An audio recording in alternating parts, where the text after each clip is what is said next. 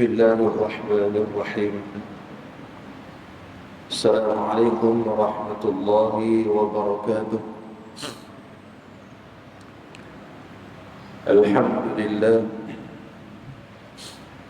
الحمد لله رب العالمين،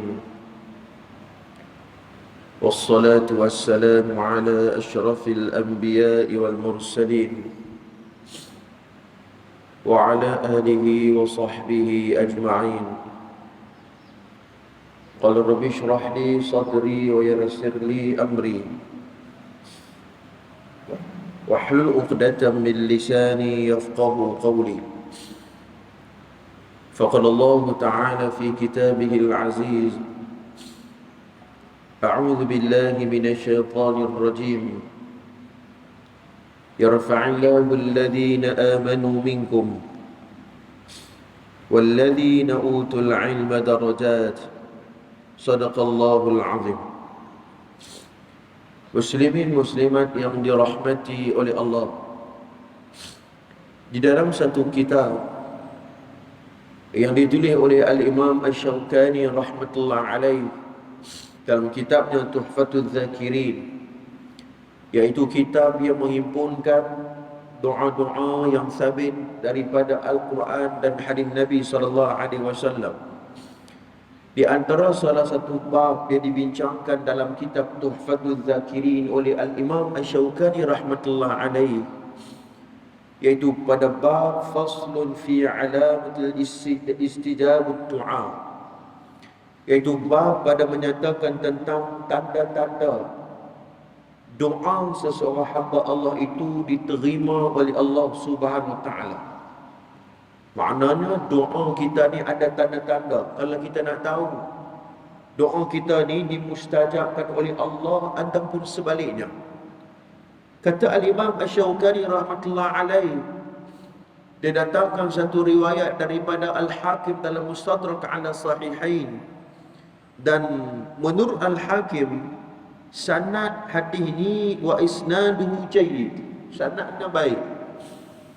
Namun ulama kontemporari hadis mengkritik periwayatan ini. Ala kulli hal, ada perbezaan pendapat apabila menilai hadis yang saya nak sebut ni. Al-Hakim dalam Mustadrak meriwayatkan hadis ini, kata Nabi sallallahu alaihi wasallam: "Ma yamna'u ahadakum idza 'arafa al-ijabatu min nafsihi fashufiya man marad aw qadima min safar an yaqul alhamdulillahi alladhi bi'izzatihi wa jalalihi tatimmu as-salihat."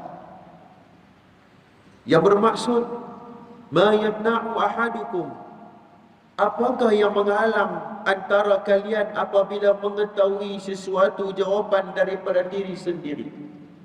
Maknanya apa yang kita minta doa kepada Allah, Allah makbulkan. Apa yang kita nak, apa yang kita berdoa kepada Allah, Allah perkenankan. Fayashfi min marad, dan juga maka sembuhlah daripada penyakitnya. Ataupun mendahulukan pemusarafan, maknanya Allah perkenankan doa kita. Kalau kita sakit, Allah sihatkan. Kalau kita nak bermusafiran, Allah pemudahkan pemusafiran tersebut. Maka Nabi sallallahu alaihi wasallam yaqul alhamdulillahilladzi bi'izzatihi wa jalalihi. Maka Nabi akan membaca doa segala puji miliknya dengan zat-zatnya.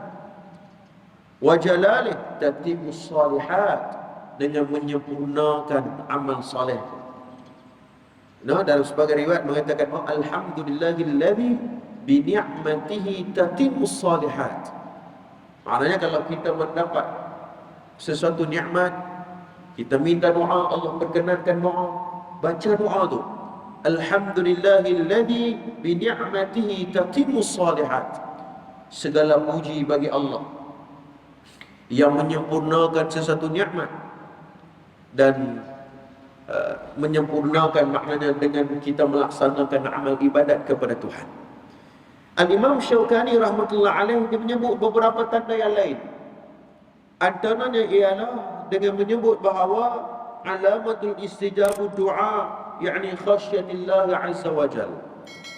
Tanda yang pertama kata Imam Syaukani, iaitu semakin kuat dia berdoa kepada Allah, maka semakin takut perasaannya kepada Allah Azza wa Jalla. Semakin takut. Begitu juga awal buka menangis, dia mudah menangis. Itu juga tanda doa kita ni dimustajab dan diperkenankan oleh Tuhan. Dia mudah menangis. Dia bukan buat-buat menangis. Dia datang daripada lubuk dalam hati dia. Nah, kemudian wal ghibah, dia meninggal dosa-dosa yang melibatkan mulut dia. Tidak mengumpat. Ada orang mulut kuat berdoa, dalam masa yang sama kuat mengumpat juga. Itu tanda Imam Syaukani kata tanda orang ni tidak dimustajabkan doa. Mustajab doa, dia jaga tingkah laku dia. Itu kesan doa dalam diri dia. Ya, kemudian wa yakuna aqibatu sukunul qalb, dan memberikan ketenangan pada hati dia. Itu tanda Allah mustajabkan doa. Allah kecenderungan hati dia tu. Tenang hati dia. Bila dia buat satu keputusan, bila dia buat satu tindakan, hati dia akan tenang. Itu tanda Allah Subhanahu wa ta'ala memustajabkan doa seseorang hamba Allah Subhanahu wa ta'ala. Muslimin mukminin yang dirahmati oleh Allah, nukilan disebut oleh Al-Imam Syaukani ini menjadi panduan kepada kita. Kadang-kadang dalam hidup kita ni tuan-tuan, kita tak tahu kita buntu nak buat keputusan. Tidak tuan-tuan, kita tak tahu satu ketika, satu saat dalam hidup ni kita tak tahu nak buat keputusan macam mana. Hang pandai macam mana pun, satu saat kita tak boleh nak buat keputusan. Kalau nak buat lagu ni, sehari dia jadi macam ni, sehari buat keputusan B, sehari ya, ada implikasi lain, maka dia jadi buntu, tak ada keputusan. Dan pada saat itu, ya, kekuatan doa, keikhlasan doa, merintih kepada Allah supaya Allah menunjukkan irsyad dan taufik dalam hidup kita ini. Ya. Muslimin mukminin yang dirahmati oleh Allah, mudah-mudahan mukaddimah ringkas itu memberi manfaat yang banyak kepada kita, insya-Allah. Baik, tuan-tuan sekalian, kita sambung pembacaan kitab kita pada pagi subuh ni, Talbisul Iblis, karangan Al-Imam Ibnu Jauzi rahmatullah alaih, pada muka surat 218. Ya. Muka surat 218, iaitu bagaimana muslihat iblis dalam peribadatan haji. Jadi orang yang duk pergi kerak haji ni atau duk pergi kerak umrah ni tak terkena, tak terlepas daripada tipu daya iblis. Baik, kita tengok kata Al-Imam Ibnu Jauzi.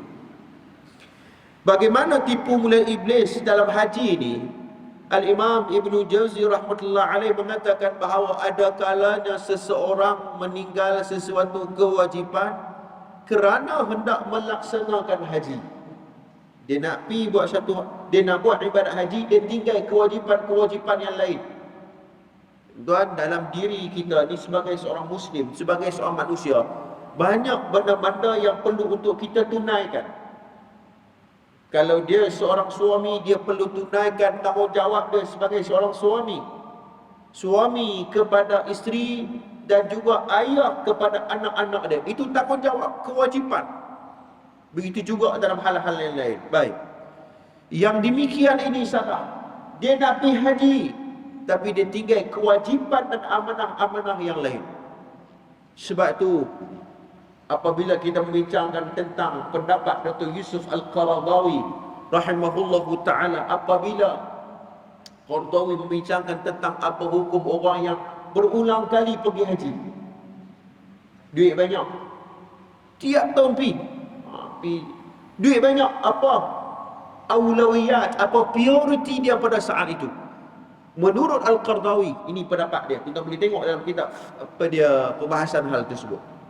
Nah, tiap tahun pergi duit banyak, Qaradawi mengatakan bahawa kalaulah hal sebegitu rupa, perlu dilihat orang sekeliling dia.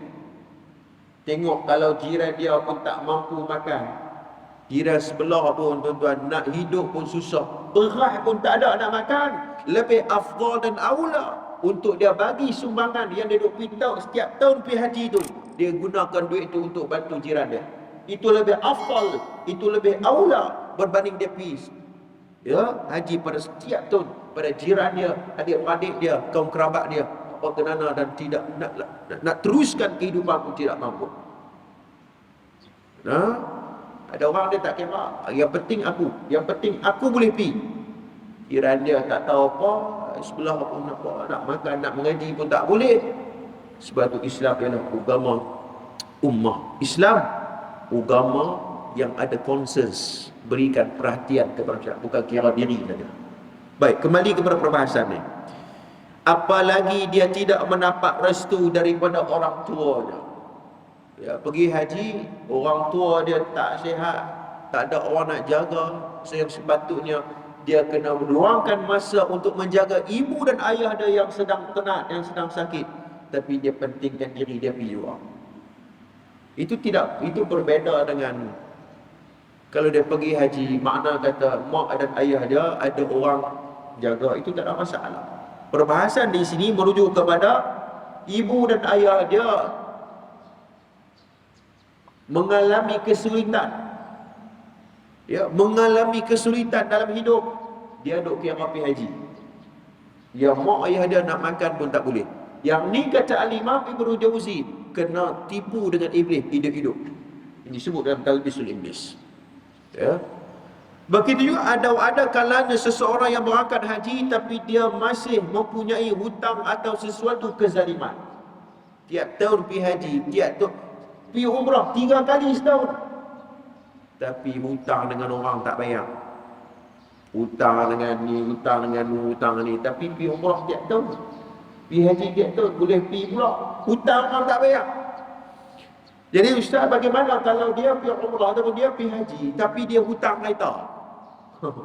Kereta hutang, tuan, 9 tahun hutang. Nak pergi pakai tak boleh pergi umrah dah kan?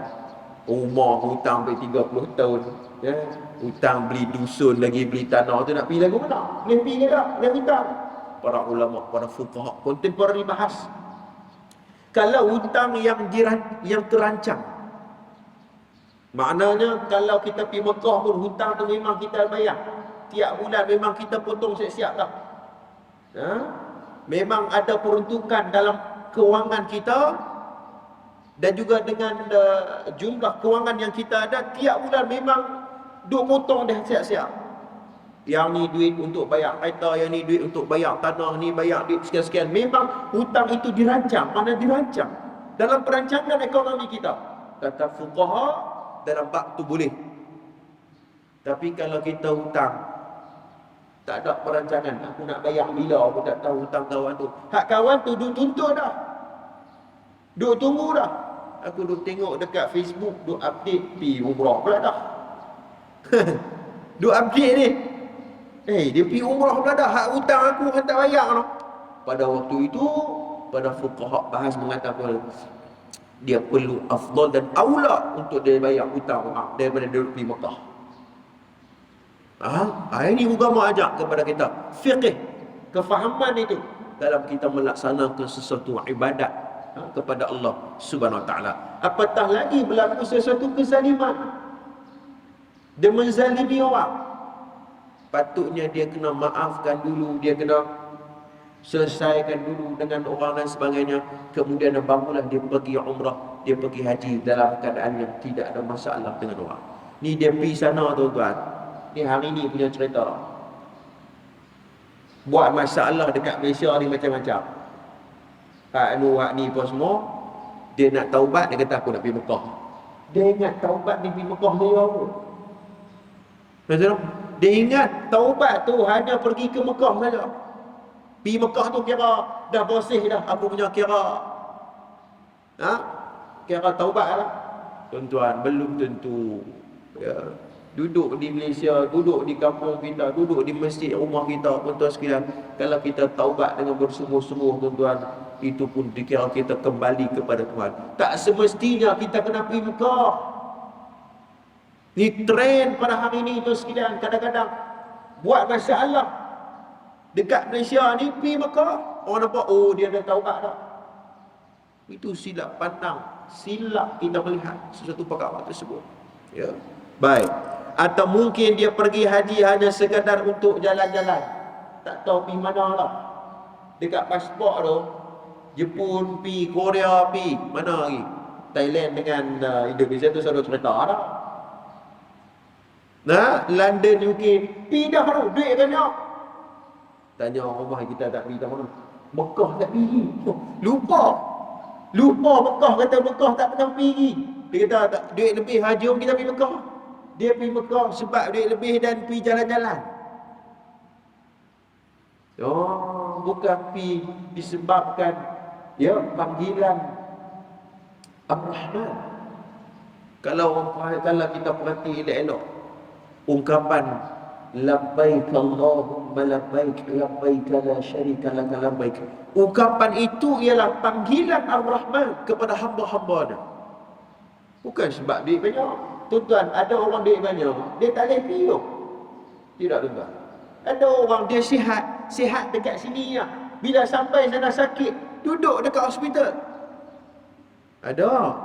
Jangan duduk semang kemas, tuan-tuan. Kan duduk kat Malaysia ni sihat, kan tak apa, aku sihat tak pernah sakit. Sihat sikit-sikit sehari dua. Pergi sampai Mekah, tuan-tuan, dia tak boleh buat umrah. Terlantar ke hospital. Ya, jangan duduk semang kemas tu. Tuan sekalian, ada orang duduk sini tak sihat. Dia duduk jumpa orang, kata ni tolong doa saya ni, saya nak pergi rumah ni. Sampai sana kuat dia. Ada. Kita ada orang umrah, kita tahu, tuan-tuan. Macam-macam jenis, macam-macam tu ada. Ada yang duduk sini sihat, pergi sana sihat, balik demam habis bulan.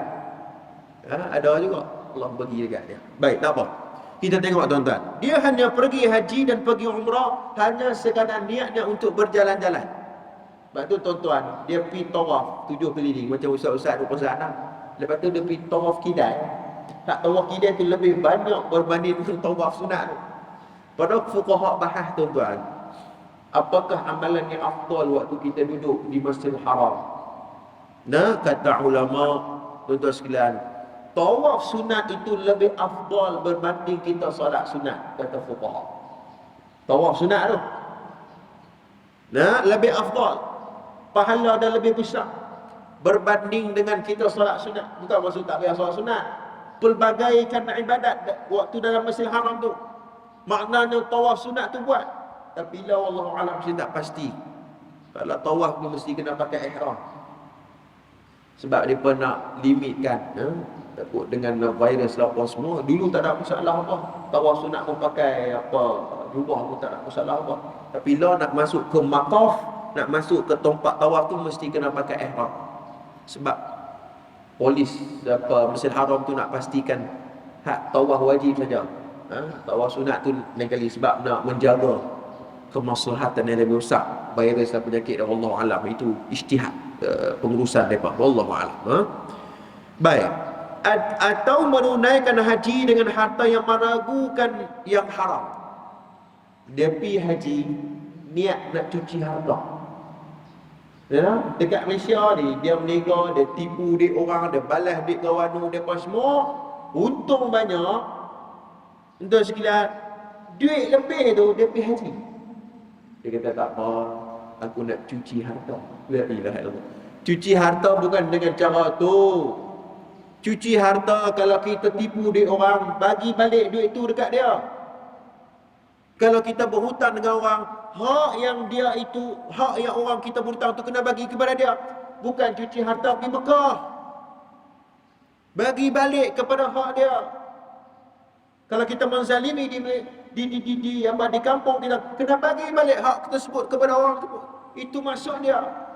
Bukan dengan kita balas dia orang pergi cuci harta dekat Mekah, maka habislah Allah telah mengampunkan dosa. Itu silap faham dalam beribadat.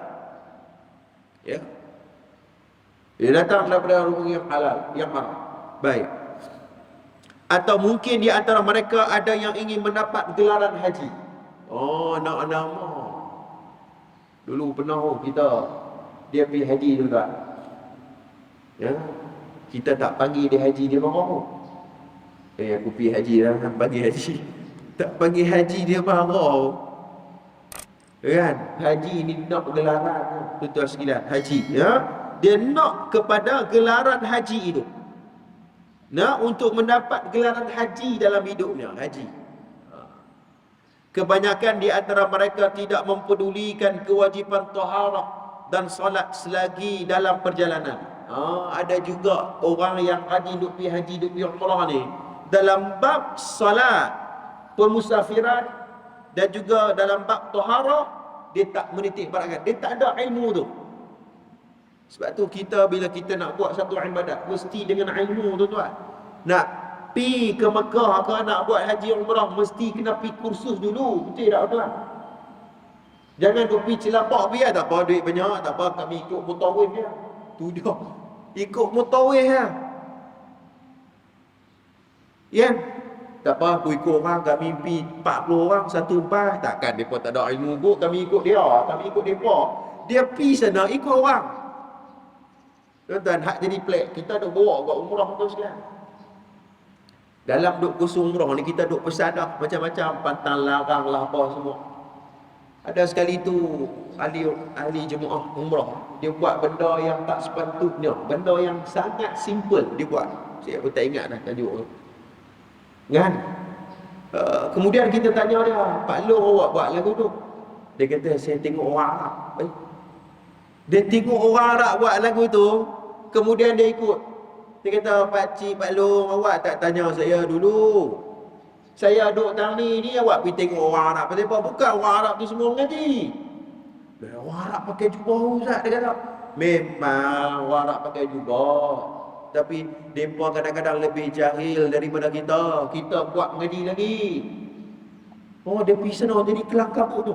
Dia jadi kelam. Dia tak tahu nak siapa. Padahal tahun tu ada mutawif, ada ustaz, patut fasalu ala dzik in kuntum la ta'lamun. Seperti juga dalam mazhab Syafi'i ya. Mazhab Syafi'i, kita bila pergi ke Taif, kita kena tawaf wada'. Itu dalam konteks mazhab Syafi'i. Betul ya? Kena tawaf wada' tu kalau pergi Taif. Kita dalam duk pesan tu. Dalam duk pesan. Kan? Habis-habis semua pergi Taif apa semua, beli boh apa semua, balik-balik kita nak buat sisi muhasabah, dapat tahu kata ada dua orang tak pergi. Ada dua orang tak buat tawaf wada'. Saya tanya ada. Kau mazhab apa? Mazhab Syafi'i. Mazhab Syafi'i kena tawaf wada'. Ustaz tak habaq pun.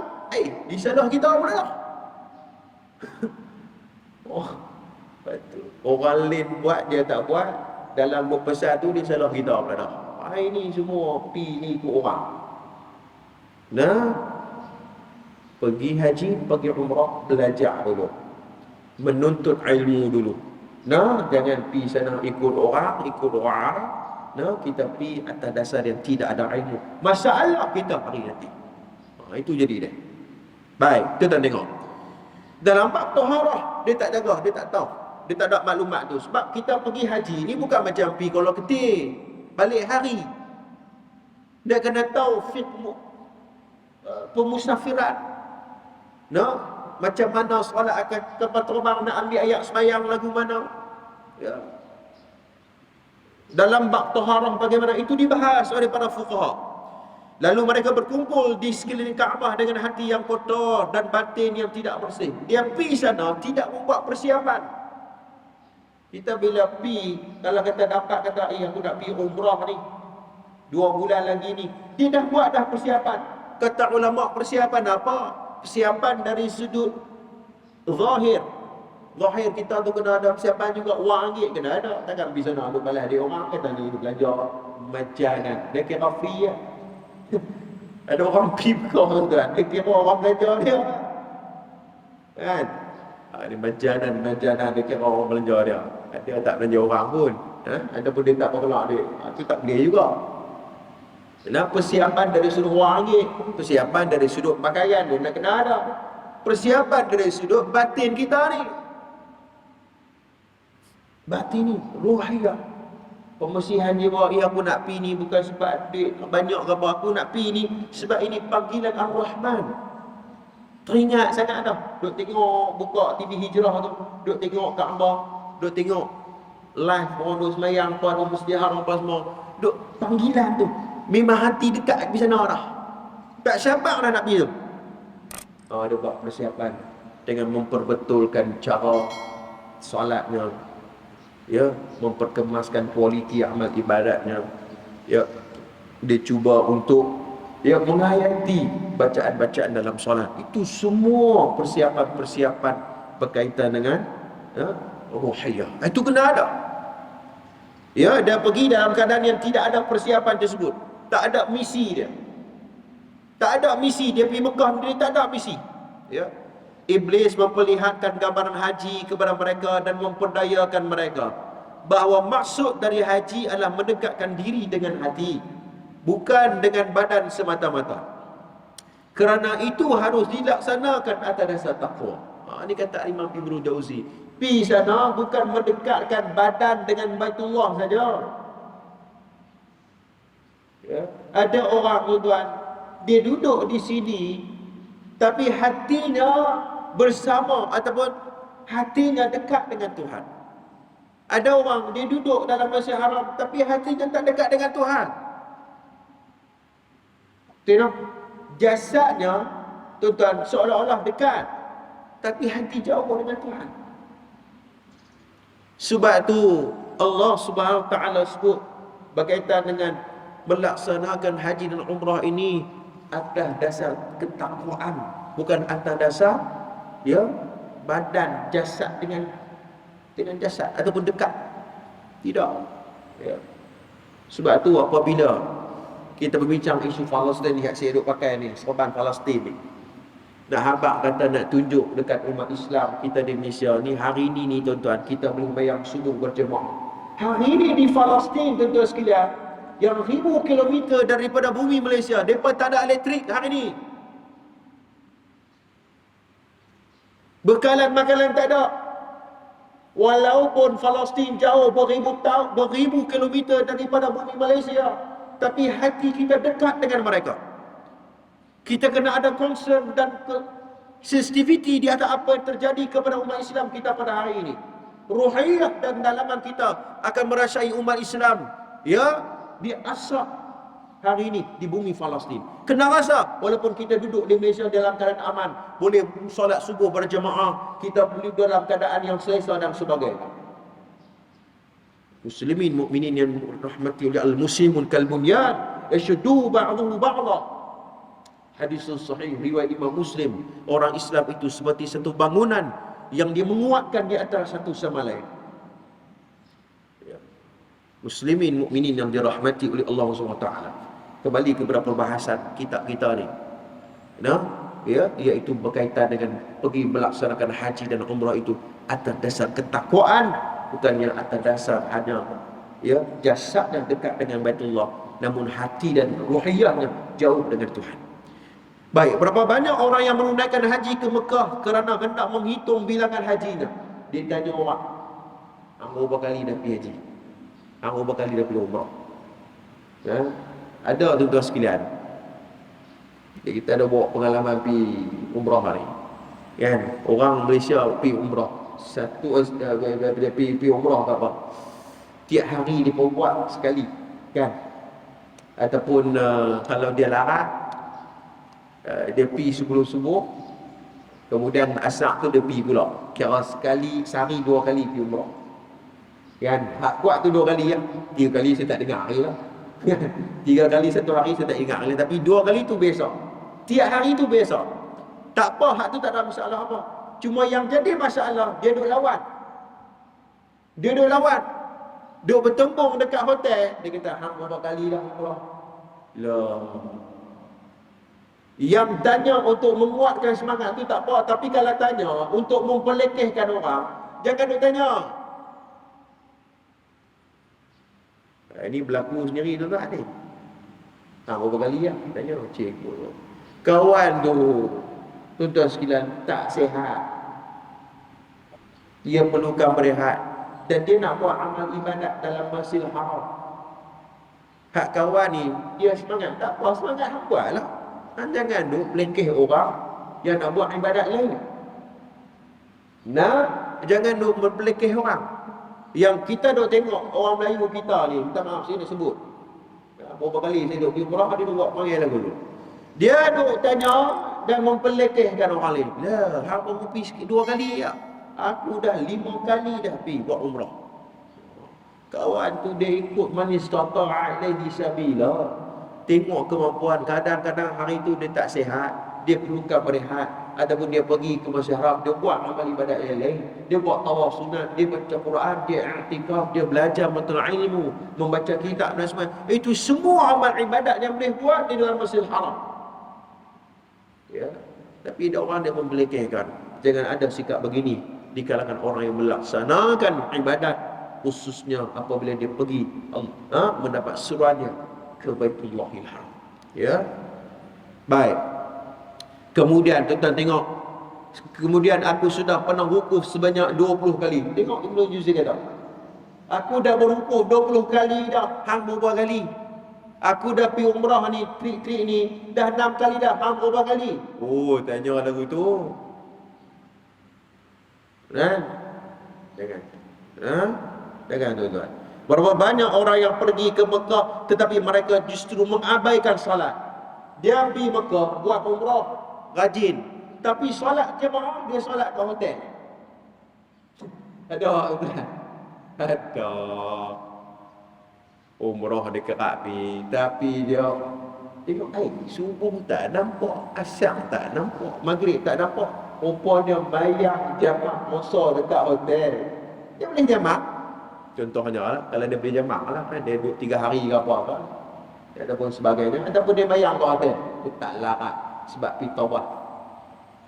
Kan, dia tawaf dengan sa'i ni, tawaf dah syai, tawaf teruk ni, tawaf tak larat dah, bayar ke hotel, 5 waktu bayar ke hotel. Syari pergi buat umrah, 1 hari esok tu dia bayar ke hotel. Kan? Tuan-tuan sekalian, ni dia tak tahu mana satu prioriti. Kalau curang dalam timbangan kita berjual beli. Ada orang dia pergi Mekah, kerap pergi Mekah, pergi haji, pergi Mekah, pergi umrah, tapi dia menega, dia kurang timbangan dia. Kata ulama, ini tanda umrah dan hajinya laisal mabrurah, tidak mabrur. Tidak mabrur kerana ibadat umrah yang dia buat dan haji yang dia buat itu tidak memberi kesan kepada kehidupan dia. Balik Malaysia, dia ada terlibat dalam perniagaan. Perniagaan tu dia tipu orang. Dia tipu dalam timbangan, dia tipu dalam marketing. Zaman ni zaman marketing kan. Skema lah, tak skema lah, apa semua. Dia terlibat dalam perniagaan macam tu. Tapi tiap tu di Mekah. Dengan anggapan bahawa haji yang dilaksanakan dapat menghapuskan dosanya. Pergi Mekah, balik dia terlibat dengan skema. Terlibat dengan berjual beli yang melibatkan jual beli, yang melibatkan menzalimi orang lain, ataupun terlibat dengan riba dan sebagainya. Ini Al-Imam Ibnu Jauzi rahmatullah alaih usahan kat kita, bagi tahu kepada kita, ini tipu dan iblis terhadap orang yang melaksanakan ibadat haji dan juga umrah di Mekah Al-Mukarramah. Jadi kita pergi sana tuan-tuan, kita buat persiapan.